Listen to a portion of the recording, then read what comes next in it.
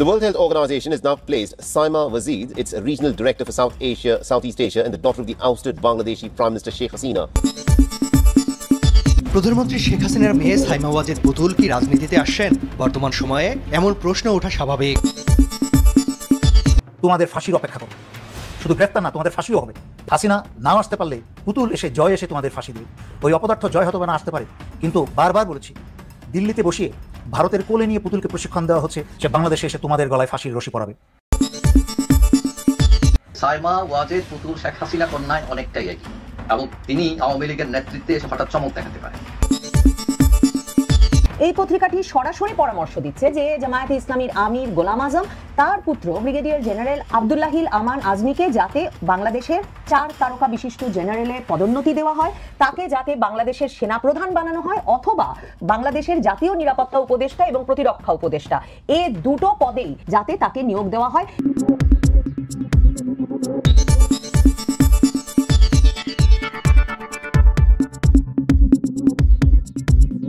প্রিয় দর্শক, etc news বাংলাতে আপনাদের আরও একবার স্বাগত। এই মুহূর্তে দায়িত্বশীল ব্যক্তি আর গণমাধ্যমের গুরুত্বপূর্ণ সংবাদ প্রতিবেদনগুলোর কিছুটা অংশ বিশেষ ইতিমধ্যে আপনারা ভিডিও শুরুতেই দেখে ফেলেছেন। তো চলুন যাই সম্পূর্ণ প্রতিবেদনগুলো দেখে আসার আগে চ্যানেলটিকে সাবস্ক্রাইব করে পাশে থাকা বেল আইকনটি ক্লিক করে দেয়। সেই সঙ্গে ভিডিওটিতে একটি লাইক দিয়ে আজকে দায়িত্বশীল ব্যক্তি আর গণমাধ্যমের গুরুত্বপূর্ণ সেই সংবাদ প্রতিবেদনগুলো দেখে আসবে। হাসিনা নাও আসতে পারলে পুতুল এসে জয় এসে তোমাদের ফাঁসি দেবে। ওই অপদার্থ জয় হয়তো না আসতে পারে, কিন্তু বারবার বলেছি, দিল্লিতে বসিয়ে ভারতের কোলে নিয়ে পুতুলকে প্রশিক্ষণ দেওয়া হচ্ছে হাসিনা থেকে আরো 50 গুণ বেশি পিচাস বানানোর জন্য, সে বাংলাদেশে এসে তোমাদের গলায় ফাঁসির রশি পরাবে। আমার কথা তোমরা মূল্যায়ন করো নাই। এখন দেখো, এখন চিৎকার করছো যে ছাত্র নেতাদেরকে, বিপ্লবী ছাত্র নেতাদেরকে যেন গ্রেফতার না করা হয়। বিপ্লব চলে গেছে, বিপ্লব হারিয়ে গেছে, গ্রেফতার হবে এবং তার পরবর্তীতে আমার কথার অপেক্ষায় থাকো। তোমরা তো বড় বড় নেতা হয়ে গেছো। নাহিদ আসিফ তো মন্ত্রণালয়ে বসে গেছে, মন্ত্রণালয়ের মহ কিন্তু বোঝে না, জাতীয় নিরাপত্তা বোঝার তো কোনো ক্ষমতাই নাই। তোমরা এখন ওই সার্জিসরা ভাষণ দিয়ে বেড়াচ্ছে, হাসনাতরা ভাষণ দিয়ে বেড়াচ্ছে, মনে করছে একটা বিরাট কিছু হয়ে গেছে। যতদিন পর্যন্ত চুপ্পু রাষ্ট্রপতির জায়গায় থাকবে, তোমাদের ফাঁসির অপেক্ষা করো, শুধু গ্রেফতার না, তোমাদের ফাঁসিও হবে এই চুপ্পুকে যদি অপসারণ না করো। তারপরে চারিদিকে তাকিয়ে দেখো কি হচ্ছে, কাদেরকে তোমরা বসিয়েছ। দেশের বর্তমান পরিস্থিতি সামাল দেওয়া তো দূরের কথা, দেশে কি হচ্ছে, কোন দিকে যাচ্ছে সেটা বোঝার ক্ষমতা পর্যন্ত এদের নাই। এই আওয়ামী এবং ভারতীয় রাষ্ট্রপতি চুপ্পুকে যদি তার পদত্যাগ নিশ্চিত করতে না পারো, আজকে লিখে রাখো, কাগজে কলমে দিন তারিখ মনে রাখো, এই ফাঁসির রশি কিন্তু তোমাদের গলায়ও পড়বে। এখানে হাসিনার সিদ্ধান্তই চূড়ান্ত।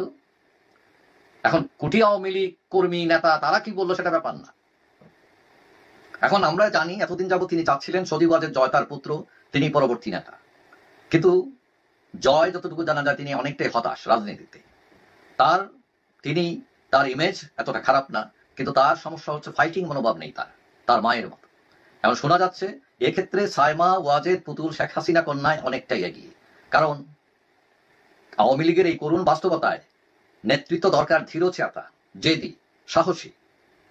এই ক্ষেত্রে জয় অনেকটা সম্ভাবনাহীন, কারণ তিনি অনেকটা লিবারেল, এবং এক্ষেত্রে পুতুল অনেকটা ডিটারমাইন্ড, এবং তিনি আওয়ামী লীগের নেতৃত্বে এসে হঠাৎ চমক দেখাতে পারেন। এখন কেউ কেউ বলছেন যে এই যে শেখ হাসিনার দেশ ত্যাগ, এই প্রেক্ষাপট তৈরির পেছনে জয়ের ভূমিকা আছে, কারণ জয় ধীরচিতা নয়, জয় সাহসী নয়। কারণ শেখ হাসিনাকে দেশ ত্যাগে বাধ্য করাতে বা রাজি করাতে সবচেয়ে বড় ভূমিকা পালন করেন জয় তার মায়ের উপর চাপ তৈরি করেন। এখন জয় যদি সেটা না করতেন, তিনি যদি তার মাকে ব্যাকআপ দিতেন, তাহলে পরিস্থিতি ভিন্ন হতে পারত। কিন্তু ওই যে জয় অনেকটাই লিবারেল। এখন এটা অনেকে বলেন যে আজকের আওয়ামী লীগের বাস্তবতা, শেখ হাসিনার দেশান্তরী হওয়ার পেছনে জয় অনেকটা দায়ী। অবশ্য কেউ কেউ বলছেন না, পরিস্থিতি খুব খারাপ ছিল, শেখ হাসিনা রেহাকে মেরে ফেলতো, ইত্যাদি ইত্যাদি। কিন্তু অনেকেই মনে করেন যে শেখ হাসিনা উল্টে গেলে তাকে যদি জয় সাপোর্ট করতেন, তাহলে ওই যে মারার একটা প্ল্যান, একটা ভাবসাব তৈরি করা, এটা নাও হইতে পারতো। এটা হয়তো তাকে ভয় দেখানোর জন্য এগুলো করানো হয়েছে। তিনি হয়তো গোপালগঞ্জে গিয়ে বসে থাকলে আর সমস্যাই হতো না, আওয়ামী লীগকে বিপাকে পড়তো না, দেশের ভেতর থাকতো। যাই হোক, যেটা হলো যে জয় ওই ধীরচেতার জায়গা থেকে তিনি কিছুটা পিছিয়ে, এই ক্ষেত্রে পুতুল অনেকটা এগিয়ে।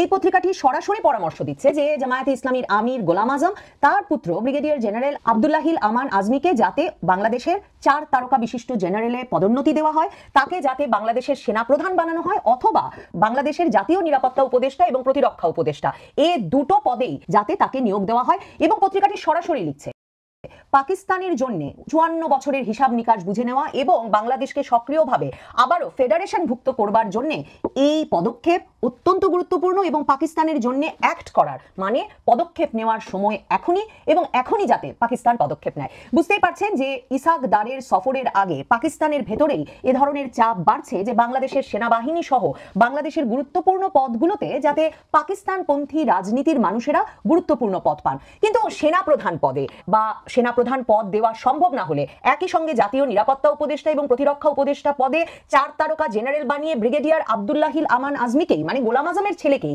কেন পাকিস্তানের বসাতে হবে সেটাও খুব পরিষ্কার করা হয়েছে দ্য ক্যাচ লাইনের সেই প্রতিবেদনে। সেখানে বারবার ব্রিগেডিয়ার জেনারেল আব্দুল্লাহিল আমান আজমিকে প্যাট্রিয়ট বা দেশপ্রেমিক হিসেবে অভিহিত করা হয়েছে এবং দেশপ্রেমিক বলতে তাকে আসলে দেশ হিসেবে পাকিস্তানকে তিনি যেহেতু মেনে নেন সেহেতু পাকিস্তান প্রেমিক হিসেবেই তাকে দেশপ্রেমিক হিসেবে অভিহিত করা হয় এবং বলা হয় যে 1981 সালে যখন কমিশন প্রাপ্ত হয়েছিলেন এই আব্দুল্লাহিল আমান আজমি তখন থেকেই গোলাম আজম পুত্র পাকিস্তানের স্বার্থ রক্ষায় বাংলাদেশের সেনাবাহিনীর ভেতরে কাজ করে আসছিলেন এবং পত্রিকাটি তাকে প্যাট্রিয়ট হিসেবে দেশপ্রেমিক হিসেবে উল্লেখ করে বলেন যে সে সময় হিন্দু এবং একদল বিশ্বাসঘাতক মুসলমানের ষড়যন্ত্রে এমন প্রশ্ন উঠেছিল যে সেনাবাহিনীতে তিনি কি করে কমিশন হলেন কারণ তার পিতা গোলাম আজম এবং ব্রিগেডিয়ার আজমি এই দুজনের তো কোনো বাংলাদেশের নাগরিকত্ব থাকবার কথা নয়। সে সময় পত্রিকাটি বলে এরশাদের হস্তক্ষেপে অবশেষে ব্রিগেডিয়ার আজমির সেই কমিশন প্রাপ্তি নিশ্চিত হয়। আসলে নাগরিকত্ব নিয়ে সমস্যাটা কোথায় মনে করে দেখুন, 1971 সালের নভেম্বরে ব্রিগেডিয়ার আজমির বাবা গোলাম আজম তখন তিনি বাংলাদেশ ত্যাগ করেন যখন বুঝতে পারেন যে বাংলাদেশ স্বাধীন হওয়ার পথে এবং পাকিস্তান সেনাবাহিনীকে হয়তো আত্মসমর্পণ করতে হবে।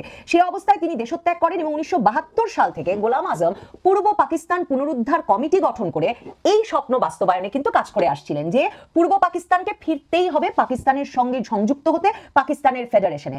এবং সে সময় তিনি লন্ডনে এর মূল অফিস গড়ে তোলেন, তারপর সৌদি আরবের সঙ্গে তো যাতায়াত করেন, এছাড়া দেশে দেশে গিয়ে এই পূর্ব পাকিস্তান পুনরুদ্ধার কমিটি সংগঠন যেমন করেন তাদের যে মূল বক্তব্য বা দাবি সেটিও তুলে ধরেন, যার প্রেক্ষিতে সৌদি আরব কিন্তু বঙ্গবন্ধুর মৃত্যুর আগ পর্যন্ত বাংলাদেশকে স্বীকৃতি দেয় না। মানে বঙ্গবন্ধু মারা যান 15ই আগস্ট আর 16ই আগস্ট সৌদি আরব বাংলাদেশকে স্বীকৃতি দেয়। তো গোলাম আজম ফিরে আসেন বাংলাদেশে পাকিস্তানি নাগরিক হিসেবেই তার মাকে দেখতে জিয়ার আমলে 1978 সালে এবং তারপর ভিসার মেয়াদ শেষ হয়ে গেলেও তিনি থেকে যান। তবে ফরমালি আনুষ্ঠানিকভাবে গোলাম আজম কখনো বাংলাদেশের নাগরিকত্ব নিয়েছিলেন কিনা সে রহস্য ভেদ হয় না এবং সে প্রশ্নই ব্রিগেডিয়ার আজমি যখন সেনাবাহিনীতে যোগ দিয়েছিলেন 1981 সালে তখন ওঠে যে তার পিতা বাংলাদেশের নাগরিক নন, কাজে তিনিও তো নাগরিক নন।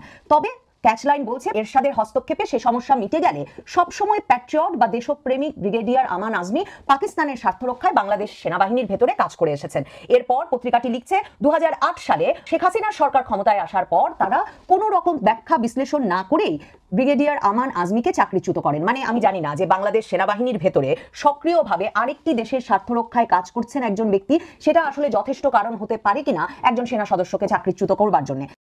তবে ক্যাচলাইন বলছে তখন থেকেই এই ব্রিগেডিয়ার আমান আজমি এবং তার পরিবার নানা রকম নির্যাতনের শিকার হচ্ছেন। খুব অবাক করা বিষয় সেটা হচ্ছে গোলাম আজম পুত্র যে একটা 7-8 বছর ধরে আয়নাঘরে আটক ছিলেন, মানে সামরিক গোয়েন্দা সংস্থার বন্দিশালায় আটক ছিলেন বলে আগস্টের পরে শেখ হাসিনা পতনের পর বের হয়ে এসে বললেন, সে কথার কোনো উল্লেখ এই প্রতিবেদনে আমি পেলাম না। মানে আর সকল সাফারিং দুর্দশা দুর্ভোগের মধ্য দিয়ে যে গেছেন প্যাট্রিয়ট ব্রিগেডিয়ার আমান আজমি সে কথা থাকলেও এই কথাটি নেই। পত্রিকাটি লিখছে যে ব্রিগেডিয়ার আমান আজমিকে ডক্টর ইউনুস সরকার ডিসেম্বরের 2024-এ সকল সুযোগ সুবিধা সহ অবসরকালীন সকল সুযোগ সুবিধা সহ তার চাকরি ফিরিয়ে দিয়েছেন সেনাবাহিনীতে, কিন্তু সেটাই যথাযোগ্য সম্মান বা প্রতিদান হতে পারে না।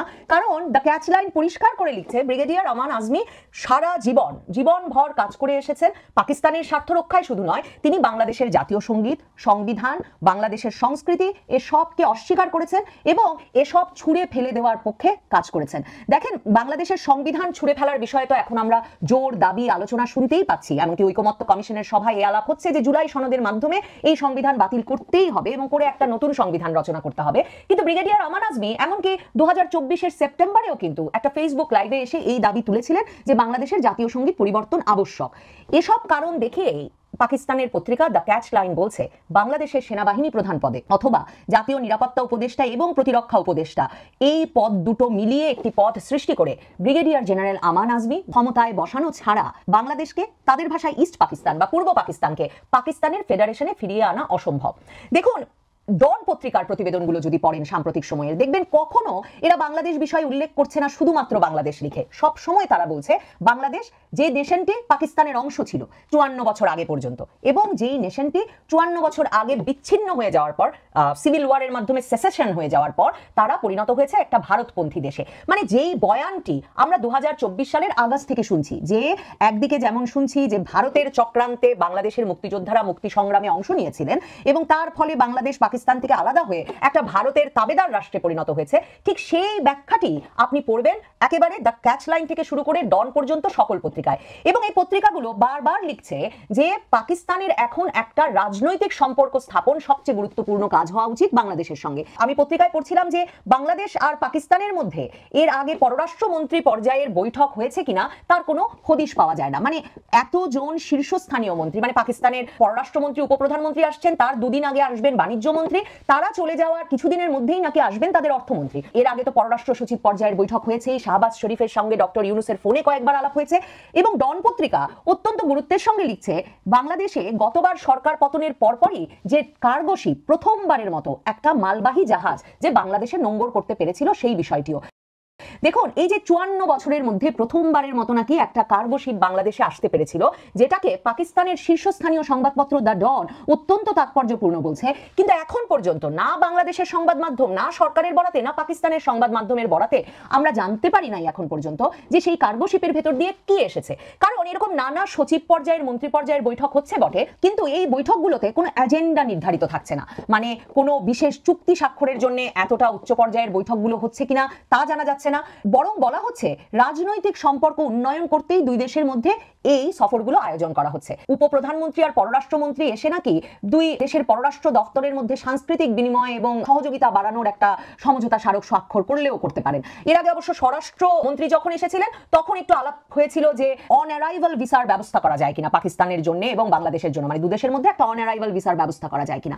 মানে তেমন কোনো এজেন্ডা নেই, তেমন কোনো ইস্যু নেই, কিন্তু দুদেশ সম্পর্ক উন্নয়নে, বিশেষ করে পাকিস্তান সম্পর্ক উন্নয়নে এতটাই উদ্গ্রীব হয়ে উঠেছে যে ঘন ঘন মন্ত্রী পর্যায়ের বৈঠক হচ্ছে। আর তাদের সংবাদ মাধ্যম লিখছে বাংলাদেশকে হয় পাকিস্তান শিবিরে, না হলে বাংলাদেশকে পাকিস্তান ফেডারেশনেই ফেরত নিয়ে যেতে হবে। এবং পত্রিকাগুলো লিখতে ভুলছে না 54 বছর আগে দুদেশ এক দেশ ছিল, এবং কেউ কেউ এমন কথাও সাহস করে লিখে ফেলছেন যে 54 বছরের হিসাব নিকাশ মেলানোর সুযোগ তৈরি হয়েছে পাকিস্তানের জন্য, পাকিস্তানকে এখনই কাজ করতে হবে। এবং সেই কাজের প্রথম পদক্ষেপ হিসেবে কি চিহ্নিত করা হয়েছে? চিহ্নিত করা হয়েছে গোলাম আজমের পুত্র ব্রিগেডিয়ার আমান আজমিকে বাংলাদেশের সেনা প্রধান হিসেবে নিয়োগদান, অথবা সামরিক বাহিনীর ওপর তার প্রভাব বিস্তারের ব্যবস্থা করতে তাকে জাতীয় নিরাপত্তা উপদেষ্টা এবং প্রতিরক্ষা উপদেষ্টা বানানো।